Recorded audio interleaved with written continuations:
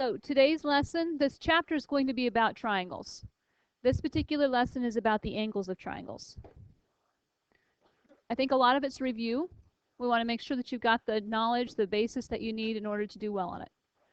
So first of all, when we want to classify triangles by sides, can anyone tell me what some of the types of triangles there are when you're talking about them by sides? Hold that thought for talking about angles. Equilateral is one. Isoceles is another. Scalene is the third. Okay? So scalene is the first one we'll talk about. And again, if you know these and you remember this, you don't have to write it down. Yes. Nope, tomorrow. Got through most of them. Okay? So scalene, no sides congruent. We denote that on a drawing in geometry with a single tick mark, a double tick mark, and 3 tick marks to say that none of these are equal to each other. Okay? Or the absence of tick marks. So scalene triangle has no congruent sides, no equal sides. They all have different measures. Isosceles has 2 congruent sides. 2 of the sides are equal, denoted by a single tick mark on those. Now this is scaled differently than my laptop, so it may look a little off, but these are supposed to both be equal sides.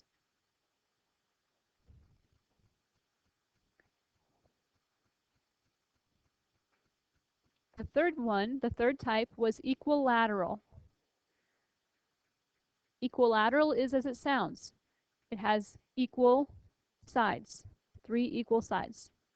So all 3 sides of this triangle are equal, as denoted by a single tick mark.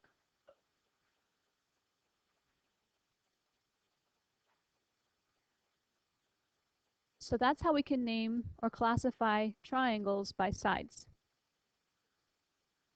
Next, we wanted to classify those triangles by angles. So what kind of angles, or what kind of triangles can have what kind of angles?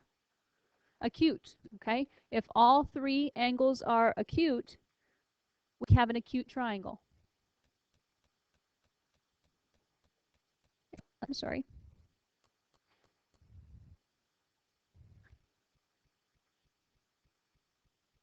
And again, if you remember this from middle school, elementary, you don't have to write it down just because it's on the slideshow.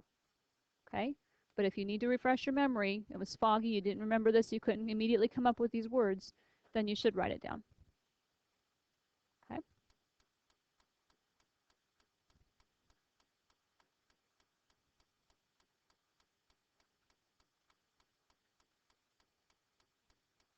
All right, so all 3 angles of a triangle are acute. We call it an acute triangle. Remind me, what was the definition of acute? Less than 90, an angle measure which is less than 90 degrees. Okay, so all 3 angles are less than 90 degrees. Obtuse was a second one. We can classify triangles by angles and say that it is obtuse. How many obtuse angles does that triangle have? Just one. Okay, 1 obtuse, 2 acute. We still call it obtuse because it has 1 obtuse angle. What is it? Well, how do we define obtuse? Larger than 90, but smaller than 180. Okay, so it has an angle that was more than 90, but less than 180. Therefore, it's an obtuse triangle. Okay. What's another type of triangle we can have? A right triangle with a 90-degree angle. Okay. And that's going to come up here in just a moment, but there's one more special triangle that we can have. When a triangle had 3 equal sides, we called it equilateral. What happens if it has 3 equal angles?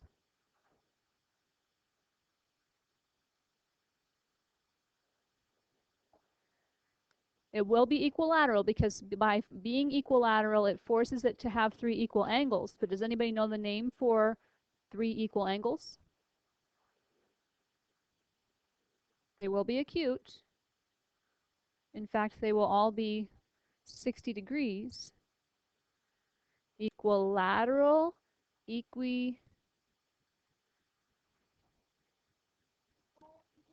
equiangular.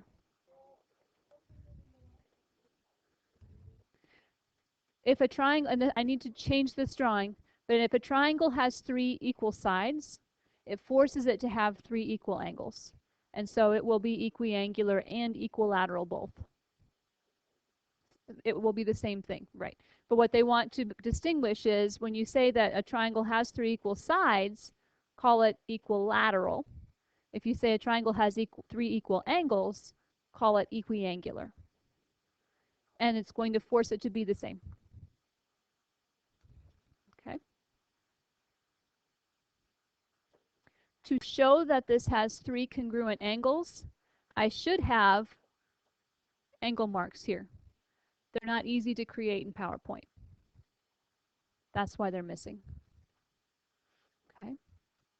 Freestyle drawing of them isn't always very accurate. It doesn't always turn out very well. Okay. Then you mentioned the fourth type of triangle based on angles, the fourth classification, and that's a right triangle. A right triangle has 1 right angle.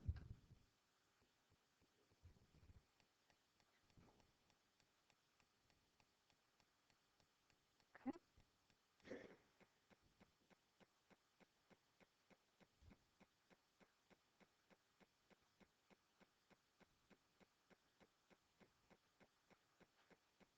Okay.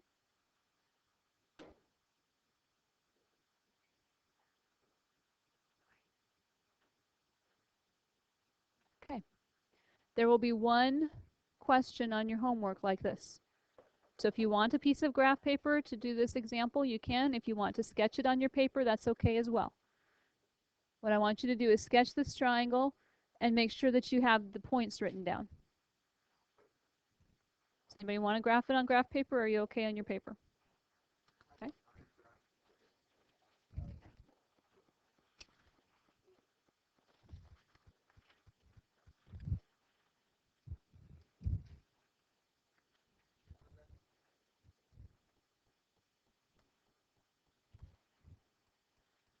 All good? So we want to make sure that we have these points. A is at 0, 3. B is at 7, 1. And C is at 1, negative 1.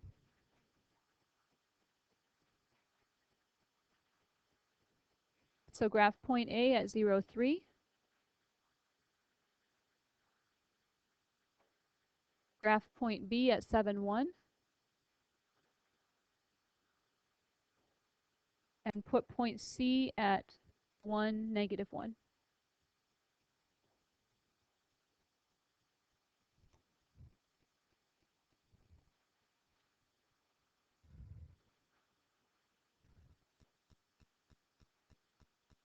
Now the directions tell us to classify triangle ABC by its sides. So is it equilateral? Is it isosceles? Or is it scalene?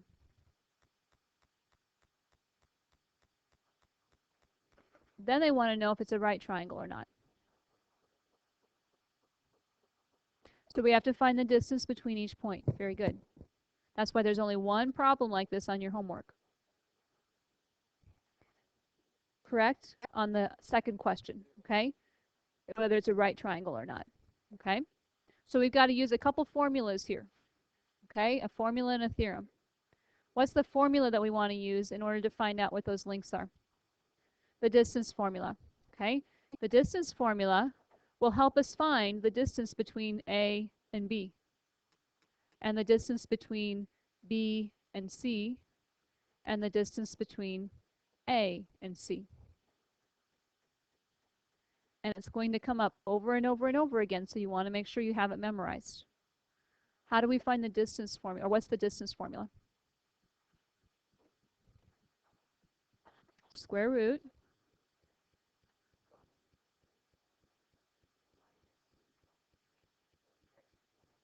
x2 minus x1, good.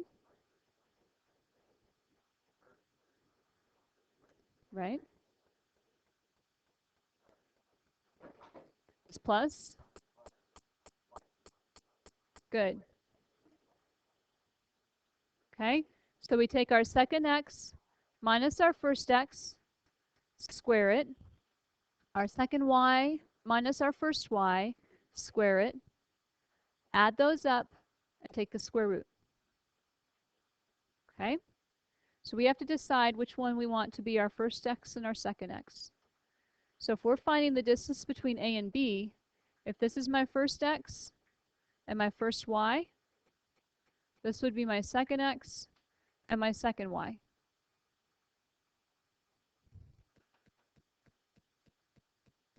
So Ian, what numbers am I going to put in my first parentheses?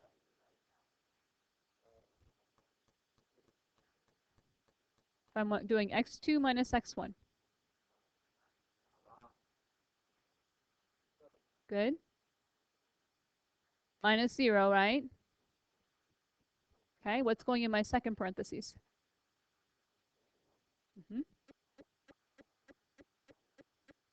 Perfect. Okay, 7 minus 0 is 7. 7 squared is what, Alex? 49. 1 minus 3 is what, Jake? Negative 2 squared is? Good. And the 49 plus 4 is what? 53. So this is the square root of 53.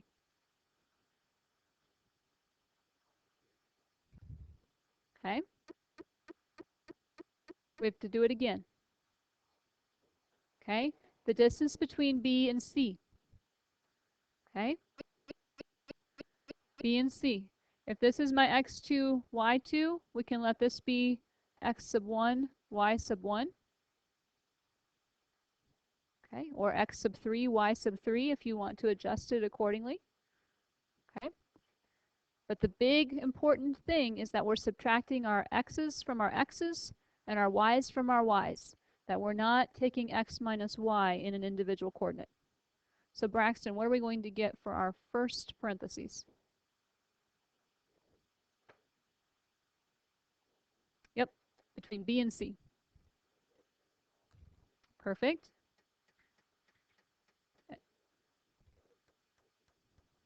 One plus one. One minus a minus one is 1 plus 1. Very good. Okay. Laura.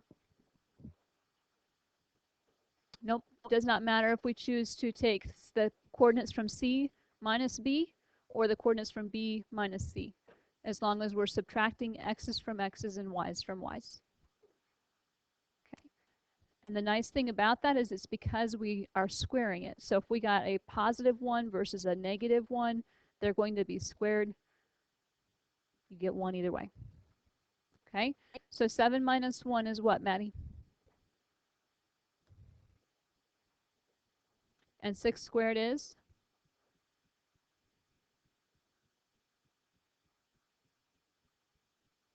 So 36. 1 plus 1 is what, Ryan? And 2 squared is? So my net result here is going to be what, Jennifer? Good. BC is 40, square root of 40. Okay. So Morgan, let's go with the last one, AC. What do I put in my first parentheses? Here's A and C. 1 and 0. What goes in my second parentheses? Negative 1 and 3. And remember, we're subtracting always on these. Okay? Cassidy, what do I get from my first parentheses? 1 minus 0. And 1 squared is? Yep. second parentheses.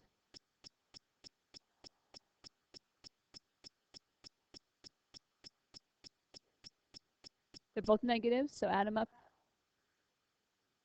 -4 squared is?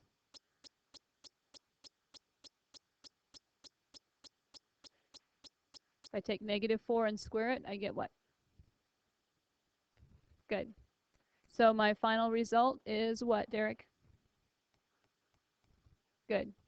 So the square root of 17. That was the distance between A and C. All of that work to decide what kind of triangle we have. What is it? Scalene. None of those sides are equal, are they? So this is a scalene triangle.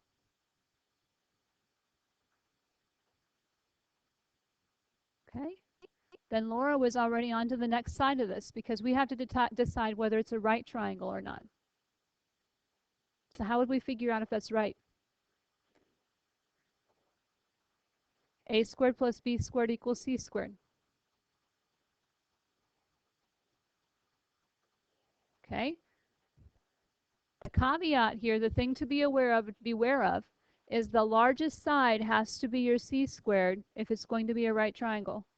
Which of those sides is my largest side? A to B. AB is my largest side. That would be my C. And then it doesn't matter which one you want to call A and which one you want to call B. The side opposite the angle A is usually called side A. The side opposite the angle B is usually called side B. And the one opposite angle C is usually called side C. Okay? So A squared plus B squared needs to be equal to C squared if it's a right triangle. Okay? So Braxton, what am I going to put into my Pythagorean theorem here?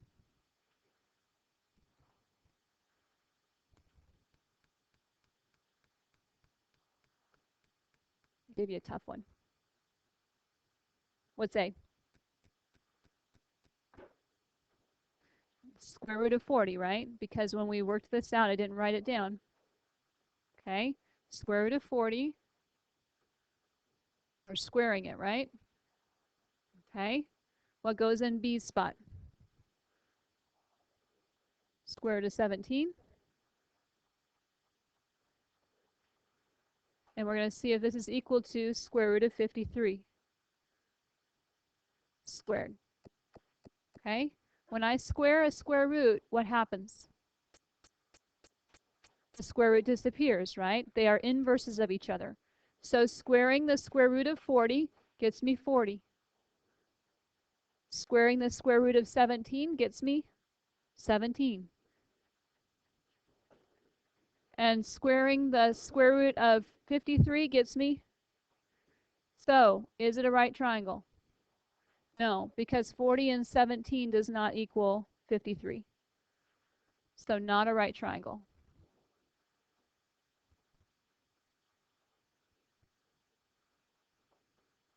Scalene, not right.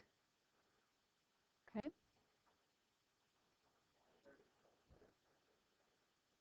All right. That's the toughest kind of problem that you'll see. And it's nothing that you haven't seen before. We all know how to use the distance formula. We all know how to use Pythagorean's theorem. Okay. Next example. Angles of a triangle. We can actually extend the side of a triangle to form another angle. So if I have a triangle and I extend one of the sides of that triangle, I get a new angle. Okay. Then we need to be able to classify or clarify what angles we're talking about, because now we have more than just 3 angles. We have potential for a lot more. The interior angles are the original angles of a triangle. They're the ones on the inside of the triangle.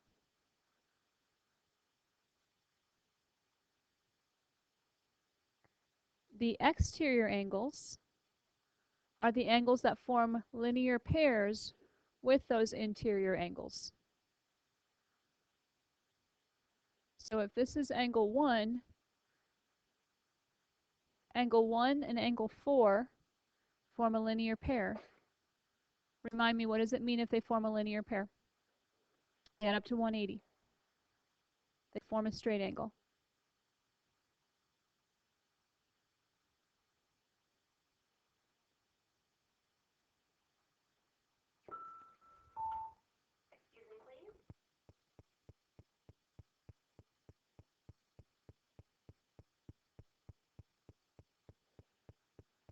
So here are the interior angles of a triangle.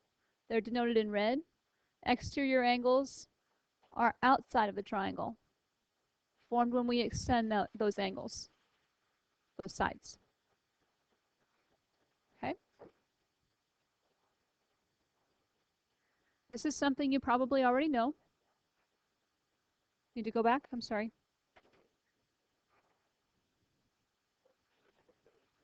Okay.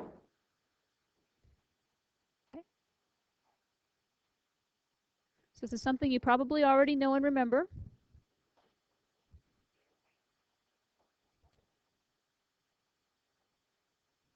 The measures of the angles of a triangle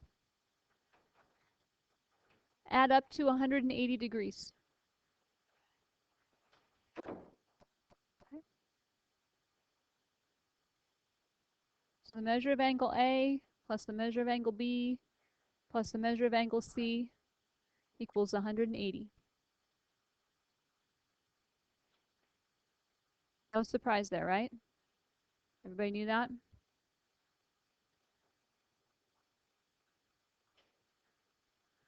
We can use that information to find the third angle if we're given 2. So if they tell us that one of the angles of a triangle is 62 degrees and another is 87, how do we find the third angle?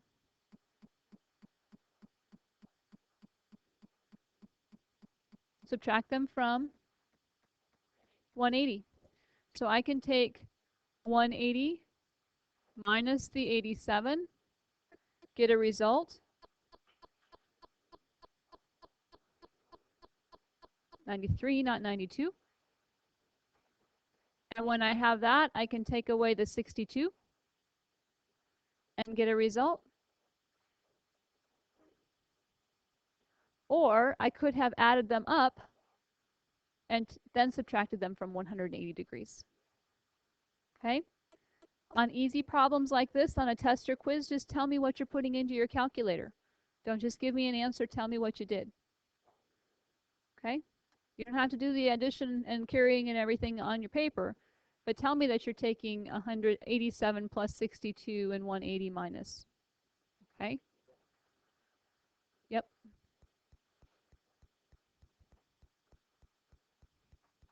Okay? And then we're good. What about this next one?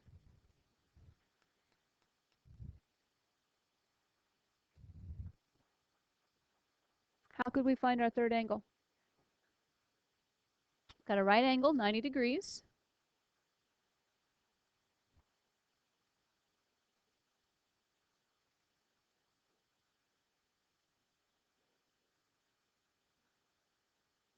Yes, Ryan.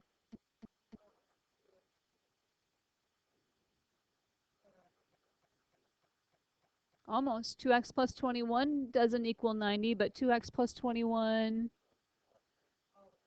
plus the x equals 90. Very good. Because if 90 degrees of our 180 is taken up by our right angle, that leaves 90 left for the other two. So we add them up, set them equal to 90, and then we solve an algebra problem. Maddie, how do we solve this? Minus 21 from both sides. 90 minus 21. Okay. And what do I have on the left side?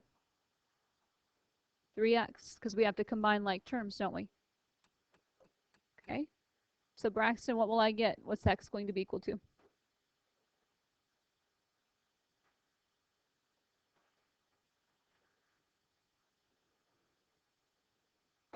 23.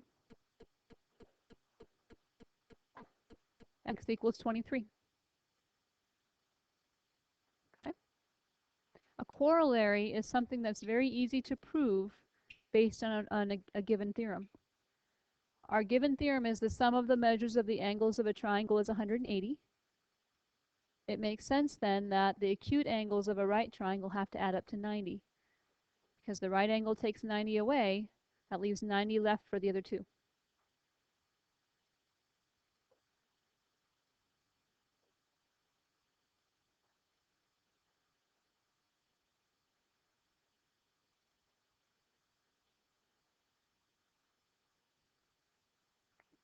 We good? All right.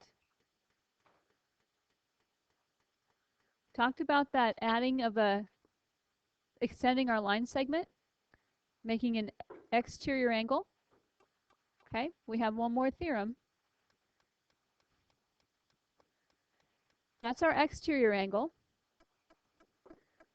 What does it mean if I say that something's remote? You're going to a remote destination, a remote island, a remote filming location, somewhere by itself, away, a long ways away, right? Okay, not near, someplace distant. Okay, so if this is my exterior angle, is angle 3 distant from our exterior angle? No, it's adjacent to it. It's next to it. Okay? So when you have an exterior angle and you want to know what the remote interior angles are, you're talking about the angles that are inside but farthest away from that exterior angle. A lot of vocabulary today. Much of it you're familiar with, but there are some new terms. Remote interior angles are distant from that exterior angle, and they're on the inside of the triangle. Okay. Well, it turns out that we have an exterior angle theorem. It says that the sum of the remote interior angles is equal to the exterior angle. An exterior angle is equal to the sum of the remote interiors. Okay. Which makes sense, right? Someone want to estimate what angle 3 looks like it might be? How many degrees? 65? Looks good. Let's say that's 65 degrees. Okay. How much is left for angle 4 then? 115. Because they are a linear pair, right? Okay. How many degrees in a whole triangle? And 180 minus that 65 gives me what's left over. These two add up to 115. Okay. We don't know what they are for sure, but they have to add up to the exterior angle. Okay. So you're okay with the fact that if we randomly picked 65, this has to be 115. Because 65 plus 115 gets me 180 degrees. Okay, so far so good?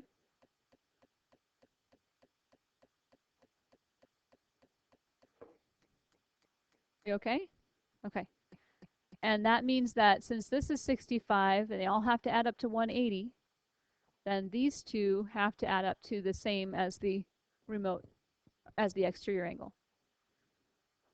And we don't know that it was necessarily 65, we just picked something there. Okay, we could use variables as well. Okay, if this was x, this has got to be 180 minus x. Okay, and how much is left for these? Well, they all add up to 180.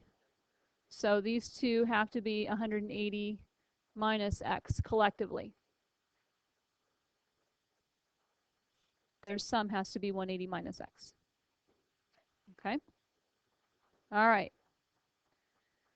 So here's how we apply it. Okay? William, what's an equation I can write that would be true about this example? This is an exterior angle, right? So what does it have to be equal to?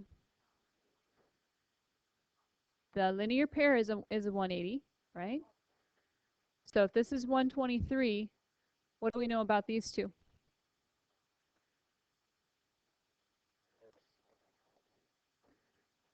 They are the remote interior angles, right? What do the remote interior angles add up to? The exterior angle. So if 123 is my exterior angle, it's got to be equal to the sum of the two remote interior angles. Does everybody understand? Yes? Okay. So how do we solve that? Yeah, minus 62. So again, if you can put this in your calculator, you can at least tell me what your equation was.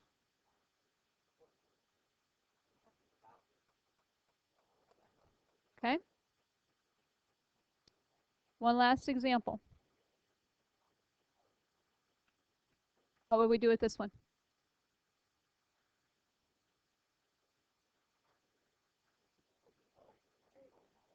The exterior angle, 3x minus 22, is equal to what?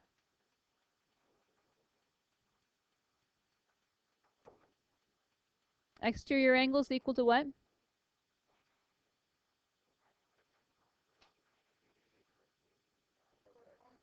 80 plus x. Okay?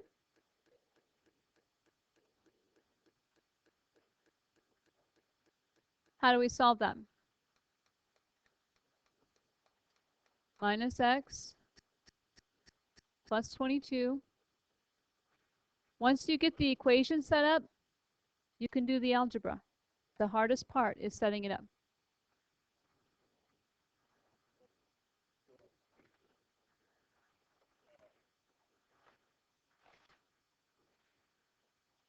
Okay? So set the equations up and then solve.